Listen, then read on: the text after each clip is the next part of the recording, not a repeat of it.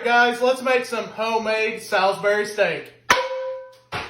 And a big congratulations to Alicia from Kansas for winning my cookbook in the recent giveaway.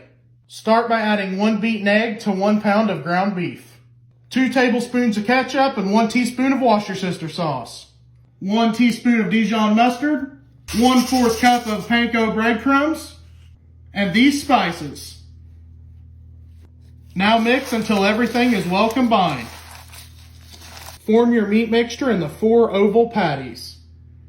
Add some olive oil to your preheated 12-inch cast iron skillet. Now add your hamburger patties.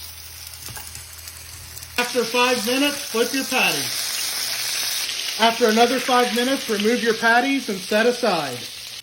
Drain the excess grease from the skillet, but leave all those yummy bits. Melt 4 tablespoons of butter while scraping the bottom. When your butter's melted, add 1 sliced onion, 6 ounces of sliced mushrooms, and 1 tablespoon of minced garlic. We're going to cook this over medium heat for about 5 minutes. Sprinkle 3 tablespoons of flour over your onions and mushrooms. And mix.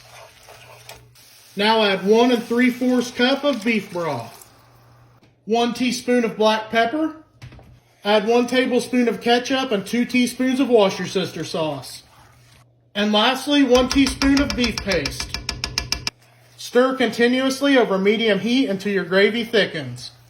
When your gravy begins to bubble, add your patties back. Now cover with sauce and let cook for 5 more minutes. Guys, lay that on a bed of taters and you've got supper.